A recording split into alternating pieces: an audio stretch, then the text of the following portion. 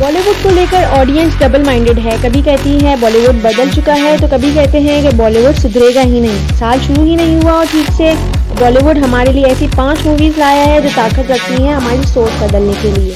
Details के बारे में बताने वाले हैं, तो प्लीज हमारी इस वीडियो को एंड तक जरूर देखिएगा और हमारे चैनल को सब्सक्राइब करना मत भूलिएगा।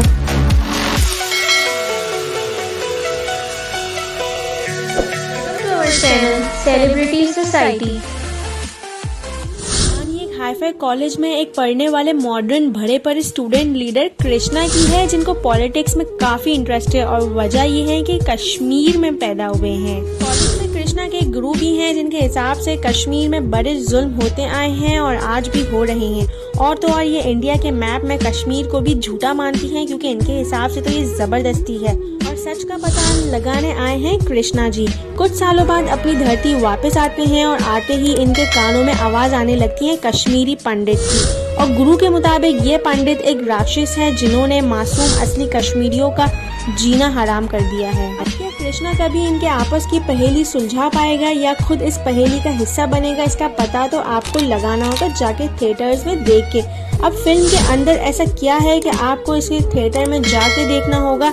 जवाब ये है no fiction, no drama, no masala, सिर्फ और सिर्फ फैक्ट्स। इस फिल्म को इतने रॉ एंड नेचुरल तरीके से तैयार किया है कि आपके 3 घंटे बिल्कुल जाया नहीं होंगे। सल्यूट तो है इसके डायरेक्टर को जिन्होंने फिल्म के अंदर हर कैरेक्टर को बारीकी से तैयार किया है और हकीकत को पर्दे पे उतारा है। फिल्म का लीड कैरेक्टर पब्लिक को रिप्रेजेंट करता है बिना किसी फिल्टर के, और कश्मीर के रियल पिक आपके सामने है। इस फिल्म का पावर, दमदार कंटेंट और रियल लाइफ इमोशंस आप इस फिल्म को देखने का मजीद इंटरेस्ट पैदा कर देगी। और दूसरी बात, इसके रोंगटे खड़े करने वाले डायलॉग्स भी सुनने को मिलेंगे। इसने कश्मीर एक्सेंट के साथ बिना किसी मिलावट के बोले हैं। अब बात करते हैं कैरेक्टर्स की एक्टिंग की, तो अनुपम खेर द लेजेंड, इनकी परफॉर्मेंस में आपको एक अलग ही एनर्जी देखने को मिलेगी। पूरी फिल्म को आप सिर्फ इनकी आंखों में ही देख सकते हो। फिल्म की बाकी की कास्टिंग भी बहुत ही जबरदस्त है। हर कोई अपने कैरेक्टर में बहुत ही अच्छे तरीके से घुस चुका है। मेरा तो ये मानना है कि फॉरेन थिएटर्स जाइए और इस फिल्म को देखिए और फिल्म को देखने के बाद अपने राय का इजहार कमेंट्स में करना मत भूलिएगा। स्टोरी की तो एक तरफ है प्रभास और इसकी लव लाइफ, जहां विक्रम आदित्य के हाथ में प्यार की लकीर है ही नहीं, पर एंट्री होती है एक लड़की की जिसकी वजह से वो एक तरफ प्यार में फंस ही जाता है। लेकिन जब उस लड़के के हाथ में प्यार की लकीर है ही नहीं, तो क्या ये लड़का उस लड़की के प्यार के जाल में फंस जाएगा? और इसी पर ये स्टोरी बेस्ड करती है। बस इसी स्टोरी को थोड़ा सा अलग बनाने के लिए इसमें ट्विस्ट जोड़ा गया है पामिस्ट्री का, जो अलग तो है और कभी कभी वर्क भी करता है, और इसी को कुछ ज्यादा ही आगे और ह्यूमन कैपेबिलिटी के साथ जोड़ा गया है। और बीच में साइंस और पाम के बीच छोटी सी जंग भी दिखाई गई है कि इन दोनों में से क्या सही है और क्या गलत, और इसी को लेके एक सीन भी दिखाया गया है। और लास्ट में इस बात को जस्टिफाई भी किया है, जो आपको पूरी फिल्म देखने के बाद ही समझ जाएगा। अगर पूरा बता दूंगी तो स्पॉइलर हो जाएगा। फिल्म 2.25 घंटे की है, न ज्यादा बुरी है न ज्यादा अच्छी है। एंगेजिंग है वो तो बिल्कुल भी नहीं करेगी, और बैकग्राउंड काफी अच्छा है। ज्यादातर शूटिंग इस फिल्म की रोम और इटली में हुई है। इसमें एक सुनामी का सीन भी है जो आपने ट्रेलर में देखा होगा और आपको काफी अच्छा भी लगेगा। इस फिल्म में 4 गाने हैं जो ओके है। 3 तो इसके स्टार्ट में फर्स्ट हाफ में ही दिखाए गए हैं, जो हॉस्पिटल में एक सीन क्रिएट करके गाया गया है। इसका नेगेटिव पॉइंट ये है कि इसमें प्रभास की आवाज, अगर आप हिंदी में इतने प्रोमिनेंट हो ही तो डबिंग किसी आर्टिस्ट से ही करवा लो। ऐसा कुछ नहीं किया गया है इसमें। ऐसा लग रहा था कि बहुत ही पॉज दे के प्रभास ने अपने डायलॉग्स को कहा है। अब लास्ट में बात आती है कि क्या ये फिल्म थिएटर में जाके पैसा खर्च करके देखनी चाहिए या फिल्म OTT पे आने का वेट करना चाहिए। तो मेरा ये मानना है कि ये फिल्म थोड़ी सी टाइम पास है, चाहो तो थिएटर में देख लो, लेकिन अगर आप वेट कर सकते हो तो OTT पे देखने का वेट करो और फैमिली के साथ इसे एंजॉय करो। बाकी जो लोग मेरी तरह ये फिल्म देख चुके हैं, अपने राय का इजहार कमेंट्स में करना मत भूलिएगा। कहानी है एक राक्षस की जिसका डर एक शहर से दूसरे शहर हवा की तरह फैल चुका है। ये मर्डर करते हैं बिजनेस के लिए, बंदूक और हाथ पैर चलाते हैं अपने काम साफ करने के लिए, और फिर इनकी बायोपिक बना के बॉलीवुड में नाम कमाने एक फीमेल कैरेक्टर बच्चन पांडे के शहर में एंट्री मारती है कृति सैनन। और मजे की बात तो ये है कि बच्चन पांडे की आंख में एक पत्थर भी है जो अच्छे अच्छों का झूठ पकड़ लेती है।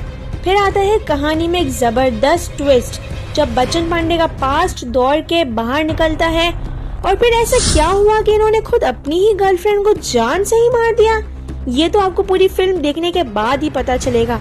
ज्यादा बोलूंगी तो इसके रिव्यूज स्पॉइल हो जाएंगे। अब जैसा कि आप जानते हो कि ये फिल्म ओरिजिनल नहीं है, डुप्लीकेट है, जिसकी वजह से डायरेक्टर ने हर चीज कॉपी पेस्ट की है।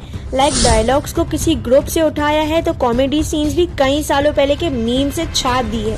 लो हो गई फिल्म तैयार। एक जमाना था कि जब अक्षय की फिल्म की तारीफें हुआ करती थी और सबसे अलग फिल्म बनाया करते थे, लेकिन सच तो ये है कि बच्चन पांडे में ना तो कोई एक्शन है ना कोई मजे की कॉमेडी, और लास्ट में तो इमोशंस वो तो दूर दूर तक ही नजर नहीं आ रहे हैं।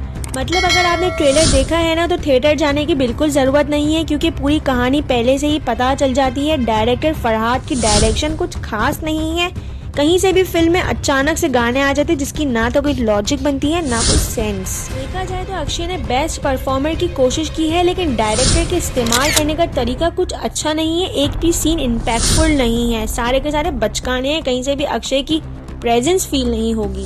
अब कैरेक्टर्स की एक्टिंग भी सुन लीजिए। भवेश सर का कैमियो है जो इसमें हर बार की तरह कॉमेडी तो कर रहे हैं, लेकिन एक यूनिक और एक नए अंदाज में जो इससे पहले आपने कभी नहीं देखा होगा, वही आप इस फिल्म को देखोगे और मजे लोगे।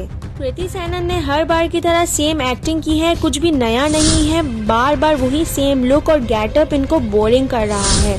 बच्चन पांडे में इनकी एक्टिंग एकदम फ्लैट और सिंपल है। अरशद वारसी का रोल भी इसमें अच्छा है, जो फिल्म में फनी मोमेंट्स को क्रिएट करने बाहर आते हैं। मुझे तो पर्सनली इसमें अक्षय का फायर कैरेक्टर और लुक और बैकग्राउंड म्यूजिक इम्प्रेसिव लगा। बाकी आप भी सिनेमा जाइए और फिल्म के पॉजिटिव और नेगेटिव एस्पेक्ट्स हमारे साथ शेयर करना ना भूलिएगा। एक हिडन केस से जुड़ी हुई है जिसमें एक 18 साल की लड़की को रात के 3 बजे एक खुली सड़क पे एक तेज स्पीड में भागने वाली कार जोर से टक्कर मार के उड़ा देती है। लड़की की फैमिली है काफी मामूली सी। पापा फिल्म इंडस्ट्री के स्पोर्ट्समैन है तो मामा एक अमीर घर के खाने बनाती है। बस ये समझ लीजिए कि फ्यूचर के जो बड़े बड़े ख्वाब सोचे हैं वो उसी लड़की से होके गुजरते हैं जो खुद हॉस्पिटल के कमरे में जिंदगी और मौत की जंग लड़ रही है। अब मिलिए कहानी के एक इम्पोर्टेंट कैरेक्टर से, माया मैडम। इनको मीडिया की दुनिया की रानी समझा जाता है क्योंकि ये हमेशा से सही का साथ देकर इंसाफ के लिए आवाज उठाती है, लेकिन हमेशा से दूसरों के लिए लड़ने वाली क्या इस बार खुद अपनी जिंदगी के कठिन एग्जाम में फंस चुकी है? क्या दूसरों के लिए बनाए गए रूल्स अपने ऊपर इस्तेमाल कर पाएगी, या फिर इंसाफ की लड़ाई सिर्फ एक नाटक है दुनिया को बेवकूफ बनाने के लिए? वैसे ही लड़की रात के 3 बजे सुनसान रोड पे कर क्या रही थी, इसका जवाब आपको खुद पूरी मूवी देख के ही ढूंढना पड़ेगा। फिल्म की असली ताकत इसकी कहानी है, डार्क और डरावनी टाइप की, और फिल्म की खासियत ये है कि ये हर टाइप के ऑडियंस को सेटिस्फाई करती है। कमाल की बात तो ये है कि फिल्म में आपको 2 अलग अलग कहानियां सुनाने की कोशिश की गई है। दोनों की लीड कैरेक्टर एक माँ है जो कि अपने बच्चे के लिए स्पेशल पावर रखती है, लेकिन इसकी असल स्टोरी इसके क्लाइमेक्स में छुपी है जो कि कमजोर दिल वालों के लिए तो बिल्कुल भी नहीं है। फिल्म कैसे खत्म हो जाएगी इसका तो आपको 0% आइडिया भी नहीं है। बीच में कमाल टाइप का ट्विस्ट भी देखने को मिलेगा, जिसकी वजह से इसका नाम जलसा क्यों रखा है वो भी आपको एक मजेदार तरीके से एक्सप्लेन किया जाएगा। ये उस टाइप की कहानी है जो सुनने में कम और देखने में ज्यादा मजा देगी। ज्यादा बोलूंगी तो इसका सस्पेंस ही स्पॉइल हो जाएगा। आपकी एक्टिंग में हिंदी के 2 बड़े नाम आपके सामने हैं। विद्या हमेशा की तरह जिस कैरेक्टर को भी प्ले करती है उसमें पूरी तरह से घुस जाती है और इसे निभाती है, तो दूसरी तरफ शिफाली शाह ने तो लिटरली पूरी फिल्म को ही अपने नाम कर दिया है। सिर्फ इनकी आंखें ही काफी है डायलॉग्स को पहुंचाने के लिए।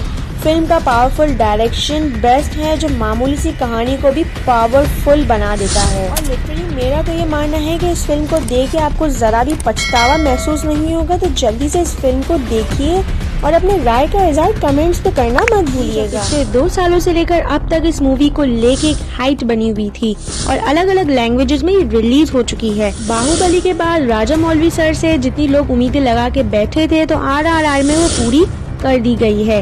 ये इंडियन सिनेमा की बेस्ट क्रिएशन है। फिल्म है तो 3 घंटे की, लेकिन मेरा ये मानना है कि आपको बिल्कुल भी बोर नहीं करेगी, क्योंकि इसका म्यूजिक, VFX, एक्शन, एक्टर्स की एक्टिंग सब धमाकेदार और कमाल की है। फिल्म की कहानी पुराने जमाने की है जब अंग्रेजों का राज हुआ करता था और स्टोरी एक लड़की के अगवा होने से स्टार्ट होती है।